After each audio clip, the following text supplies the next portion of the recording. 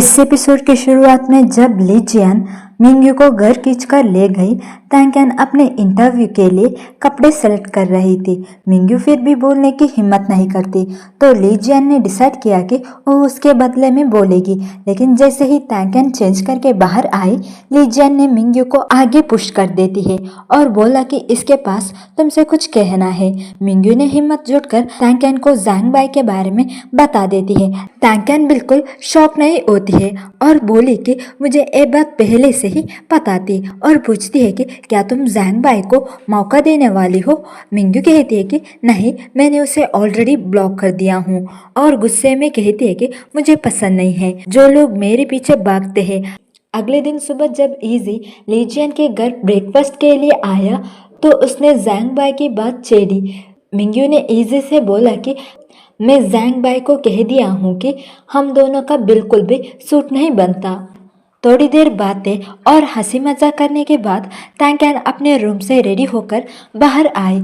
सबको पता था कि उसके आज ऑडिशन है, इसलिए सबने उसे एनकरेज किया और तारीफ भी की। तैंकन ऑफिस में काफ़ी देर वेट करती रही और फाइनली उसकी मुलाकात डायरेक्टर और प्रोड्यूसर से हुई। जब उन्होंने तैंकन का बैकग्राउंड जाना तो वो बहुत ही सेटिस्फाइड हुए। जब तैंकन को लगा कि उसके पास एक मौका है, तभी उन्होंने कहा कि हम चाहते हैं कि तुम ड्रामा की फीमेल लीड सन ली की स्टैंड इन बने। अगर तुम एक्सेप्ट करती हो तो हम प्रॉमिस करते हैं कि अगले प्रोजेक्ट में तुम्हें कास्टिंग में प्रायोरिटी देंगे। इस बीच जिन ने अचानक मिंग्यू को बुलाया और बोला कि मैं चाहती हूँ कि तुम एक घर खरीदो। जिन ने सब ऑलरेडी प्लान कर ली थी। पहले वो 50% डाउन पेमेंट देगी और बाकी लोन तुम सैलरी राइज और नए जॉब मिलने के बाद रिपे करो। मिंग्यू थोड़ी गुस्सा हो गई। जिनने बिना पूछे सब डिसाइड कर लिया है और वो मना करने ही वाली थी, लेकिन जिनने बोली कि मैंने ऑलरेडी 2 लाख युहान का डिपॉजिट दिया हूँ जो रिफंड नहीं होगी। एक कन्वर्सेशन खत्म होते ही ज़ैंग बाई भी मिंग्यू को ढूंढते हुए आया और सब क्लियर करना चाहता था, लेकिन मिंग्यू अभी भी गुस्से में थी और उससे बिल्कुल भी पोलाइटली बात नहीं की, बल्कि ये तक कह देती है कि अब तुम्हारे बारे में सोचकर ही मुझे बुरा लगता है। ये सब कहकर वो वहाँ से चली गई। दूसरी तरफ ली जियान शू स्टोर में इजी और लिंग के लिए शू खरीद रही थी जब उसे मिंग्यू की कॉल आई, जिसने बोली कि मुझे दोपहर में मिलना है। फिर तीनों फ्रेंड्स मिलते हैं। ये पर तैंकन उन दोनों को सुबह जो उसके साथ हुआ था वो सब बताई और दोनों लड़कियां उसके लिए बैड फील करते हैं। फिर तैंकन ने पूछी कि मिंग्यू को क्या हुआ है, तो उसने उसकी माँ जिनके बारे में कहती है कि वो घर खरीदने की बात बताई थी। अगर घर वाकई में लोन से खरीदा गया तो मेरा पूरा फैमिली फाइनेंशियल ड्रेन हो जाएगी और अगले 30 साल तक हर महीने 10,000 युहान से ज़्यादा चुकाना पड़ेगी। मिंग्यू को डर थी कि अगर फैमिली के साथ कुछ अनएक्सपेक्टेड हुआ तो वो फाइनेंशियल क्राइसिस में गिर जाएगी। तैंकन ने अफसोस से कही कि जब मैं छोटी थी तो लगता था कि हर रास्ता रोम तक जाता है, लेकिन अब समझ आई है कि हर रास्ते पर नो एंट्री लिखा है। थोड़ी देर बाद ग्लोम के बाद तैंकन और मिंग्यू ने एक दूसरे को चीयर अप करते हैं और कहते हैं कि चाहे रास्ता कितनी भी मुश्किल हो, उन्हें ट्राई करनी ही होगा।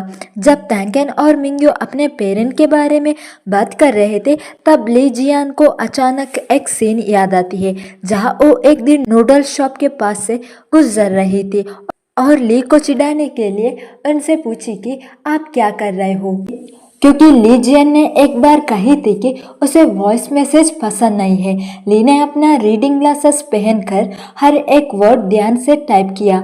विंडो से ये सब देखकर ली जियान से दिल में एक दर्द सा हुआ। उस मोमेंट में उसने महसूस की कि उसका फादर अब बूढ़ा हो चुका है। तब से उसने उसे कहना शुरू किया कि वॉइस मैसेजेस भेजना भी ठीक है। तैंकन और मिंग्यू ने ली जियान को कंफर्ट की और फिर तीनों ने डिनर किए और घर वापस चले गए। वापस आकर उन्होंने देखा कि टेबल पर तैंकन के फादर की तरफ से एक बॉक्स डिलीवरी पड़ा है। जब ली जियान ने बॉक्स खोली तो उसमें तैंकन की फेवरेट फूड्स थे। जो उसकी माँ ने बनाए थे। तभी तैंकेन को उसकी माँ कॉल करती है। यहीं पर तैंकेन की माँ ने कुछ कहा तो नहीं, लेकिन एक क्लियर था कि वो उसे मिस करती है और सामने आकर डायरेक्टली खाना देने की हिम्मत नहीं हुई, इसलिए पार्सल करके भेजी थी। ये देखकर तैंकेन थोड़ा इमोशनल हो गई और अपने पापा के मेंशन किए गए म्यूजियम जॉब के बारे में पूछी। दूसरी तरफ मिंगयू ने अपने पापा को कॉल की। जैसे ही उन्होंने सुना कि जिन ने 2 लाख युआन का डिपॉजिट ऑलरेडी दे दिया है, वो भी गुस्सा हो गए। वो अभी बिजनेस ट्रिप पर थे और पहले ही हाउस लोन लेने का आइडिया रिफ्यूज कर चुके थे। उन्होंने मिंगयू को बोला कि वो उनके वापस आने तक वेट करे। मिंगयू ने उन्हें रीएश्योर किया कि भले ही डिपॉजिट नॉन रिफंडेबल है, लेकिन उसे किसी और को ट्रांसफर किया जा सकता है। तब मिंगयू के पापा ने उसे याद दिलाया कि जिनको अपना house hold registration page loan के लिए बिल्कुल ना दे। दूसरी ओर तैंकेन कॉल कट करने के बाद वो अचानक से अपने कपड़े क्लोसेट से निकाल लेती है और पैक करके थ्रो करने बाहर ले जाती है और मिंगयू और लीजियन को बताया कि अब मैं डिलीवरी शॉप नहीं चलाऊंगी और ना ही एक्टिंग का पीछे जाऊंगी। उसने डिसाइड करती है कि नेक्स्ट डे वो म्यूजियम गाइड जॉब के लिए इंटरव्यू देगी। अब से वो एक स्टेबल जॉब चाहती थी ताकि अपना ख्याल रख सके और यही उसके पेरेंट के लिए उसकी रिस्पेक्ट दिखाने की तरीका थी। दूसरी ओर जब ली शॉप का काम खत्म करके ब्रेक ले रहा था, तब जैंग वहां आई और बोली कि मैंने डम्पलिंग्स बनाना सीख लिया हूँ और वो चाहती है कि ली टेस्ट करे। वो बहुत खुश थी। डम्पलिंग्स उसने खुद उसका मुंह में खिलाई। तभी लिंग हैपिंग एंटर करता है और ये सीन देखकर उन्हें टीज करता है। लंच के वक्त जब लीजियन और बाकी लोग आते हैं, तब लिंग हैपिंग ने एनिमेटेडली मिस जैंग की स्टाइल मिमिक किया, जिसमें वो ली को डम्पलिंग्स खिला रही थी।